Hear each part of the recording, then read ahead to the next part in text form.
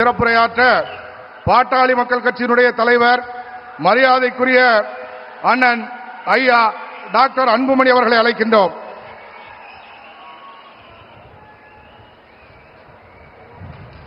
இந்தியாவை வல்லரசு நாடாக உயர்த்தி கொண்டிருக்கின்ற பாரத பிரதமர் மரியாதைக்குரிய திரு நரேந்திர மோடிஜி அவர்களே, இன்னும் 2 மாதத்தில் தமிழ்நாட்டின் முதலமைச்சராக பொறுப்பேற்றிருக்கின்ற நம் கூட்டணியின் தலைவர் முன்னாள் முதலமைச்சர் மரியாதைக்குரிய திரு எடப்பாடி பழனிசாமி அவர்களே, மேடையில் இருக்கின்ற அனைத்து கூட்டணி கட்சி தலைவர்களை வணங்கி இன்னும் 2 மாதத்தில் நாங்கள் எல்லோரும் ஒன்று சேர்ந்து தமிழ்நாட்டில் ஆட்சி மாற்றத்தை கொண்டு வருவோம் என்று வீர முழக்கத்துடன் வருகை தந்திருக்கின்ற லட்சோப லட்ச நம் கூட்டணி கட்சியின் நிர்வாகிகளே, தொண்டர்களே, ஊடக நண்பர்களே, உங்கள் அனைவருக்கும் என்னுடைய பணிவான வணக்கங்கள்.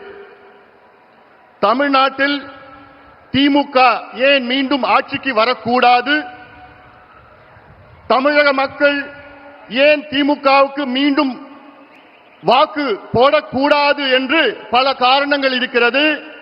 அதில் மிக முக்கிய காரணம், தமிழ்நாட்டிலே கடந்த 5 ஆண்டு காலத்தில் 8752 கொலைகள் நடந்திருக்கிறது. அதாவது சொல்ல போனால் இந்தியாவிலேயே அதிக கொலைகள் நடந்த மாநிலம் தமிழ்நாடு. இந்த 5 ஆண்டு காலத்திலே நான் எண்ணிக்கையில் சொல்லவில்லை, மக்கள் தொகை அடிப்படையிலே பெர் கேபிட்டா. அதில் 1977 கொலைகள் பெண்களை கொலை செய்திருக்கின்றார்கள். அதில் 361 குழந்தைகளை கொலை செய்திருக்கிறார்கள். அதில் 38 பெண் குழந்தைகளை கொடூரமான முறையிலே பாலியல் வன்கொடுமை செய்து கொலை செய்திருக்கின்றார்கள். எப்படிப்பட்ட தமிழகம் என்று, எந்த நிலைக்கு இருக்கிறது என்று தமிழக மக்கள் எண்ணி பார்க்க வேண்டும். இதற்கெல்லாம் காரணம் முதலமைச்சர் ஸ்டாலின் அவர்கள். திமுக அரசு தமிழ்நாட்டிலே மதுவை விற்கவில்லை, மதுவை திணித்துக் கொண்டிருக்கின்றார்கள். இந்தியாவிலேயே அதிக மது விற்கின்ற மாநிலம் தமிழ்நாடு, பெர் கேபிட்டா கன்சம்ஷன்.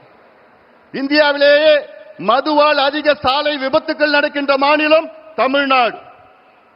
இந்தியாவிலேயே அதிக மக்களுக்கு மதுவால் கல்லீரல் பிரச்சனை, liver problem, cirrhosis of liver, fatty liver இருக்கின்ற மாநிலம் தமிழ்நாடு.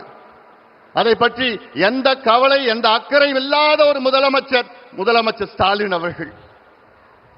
கடந்த 5 ஆண்டு காலத்தில் இந்தியாவிலே பெண்களுக்கு எதிரான குற்றங்கள் 44,000 குற்றங்கள். அதில் 2200 குற்றங்கள் பாலியல் வன்கொடுமை குற்றங்கள். நினைத்து பாருங்கள். நேற்றைய முன்தினம் மதுராந்தகத்தில் ஒரு 15 வயது சிறுமியை 2 மனித மிருகம் பாலியல் வன்கொடுமை செய்து தப்பித்து விட்டார்கள். 4 வாரத்திற்கு முன்பு கிருஷ்ணகிரி மாவட்டத்தில் 2.5 வயது 2.5 year old child, 2.5 வயது குழந்தையை ஒரு மிருகம், அவன் திமுகவின் இளைஞர் சங்க பொறுப்பாளர் என்று சொல்கிறார்கள், பாலியல் வன்கொடுமை செய்து கொலை செய்திருக்கின்றார். 4 மாதத்திற்கு முன்பு கும்முடிப்பூண்டி பகுதியிலே ஆரப்பாக்கம் என்ற கிராமத்திலே 8 வயது குழந்தையை பாலியல் வன்கொடுமை செய்த ஒரு கொடூரன். அண்ணா யூனிவர்சிட்டி பெண்ணை பற்றி நமக்கு தெரியும். யார் அந்த சார் இன்னும் கண்டுபிடிக்கல.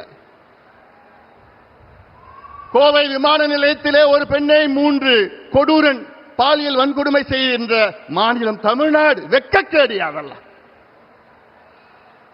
தமிழ்நாடு வெட்கக்கேடு.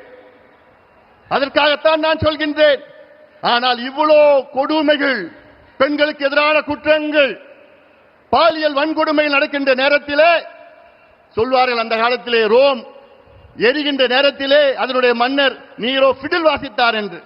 அதைத்தான் இன்று ஸ்டாலின் அவர்கள் செய்து கொண்டிருக்கின்றார்கள். இவ்வளவு பிரச்சனைகள் மத்தியிலே முதலமைச்சர் ஸ்டாலின் அவர்கள் அன்றாடம் ஒவ்வொரு விளம்பர சினிமாவில் நடித்துக் கொண்டிருக்கின்றார்கள். அன்றாடம் பார்த்திருக்கிறோம். விளம்பர காட்சிகளில் நடத்தி கொண்டிருக்கின்றார். அவ்வளவுதான். அதனால் நான் கேட்கின்றேன், தமிழக மக்களே, ஒரு மருத்துவனாக நான் கேட்கின்றேன், 3 மகள்களை பெற்ற தந்தையாக நான் கேட்கின்றேன், தயவு செய்து இந்த கொடூரன் திமுக ஆட்சியை அகற்றுங்கள், அகற்றுங்கள். நான் தமிழ்நாட்டில் உள்ள அனைத்து பெண்களை கேட்கின்றேன், அனைத்து பெற்றோர்களை கேட்கின்றேன், அனைத்து மக்களை கேட்கின்றேன். போதும், இவர்கள் ஆண்டது போதும். நாசப்படுத்திக் கொண்டிருக்கின்றார்கள். ஒரு பக்கம் மது, மறுபக்கம் போதைப் பொருட்கள், ட்ரக்ஸ், நார்கோட்டிக்ஸ். கடந்த 5 ஆண்டு காலத்தில் மட்டும் தமிழ்நாட்டில் 22 லட்சம் கிலோ கஞ்சா வணிகம் செய்யப்பட்டிருக்கிறது. 22 லட்சம் கிலோ. அது மட்டுமல்ல, கஞ்சாவை போன்ற இன்னும் கொடூரமான மோசமான போதைப் பொருட்கள், காக்கேன், ஹெரோயின், அபின், எல்எஸ்டி, மித்தைலாம்பிட்டமின், ஃபென்டனைல் போன்ற மேற்கத்திய நாடுகளில் விற்கின்ற அத்துணை போதைப் பொருட்களும் தமிழ்நாட்டில் நகரங்கள் மட்டுமல்ல கிராமத்திலே விட்டுக் கொண்டிருக்கின்றார்கள். வெட்கக்கேடியாகலாம். இவர்கள் மீண்டும் ஆட்சிக்கு வந்தால் தமிழ்நாடு முடிந்துவிடும். இந்த தலைமுறை இருக்காது.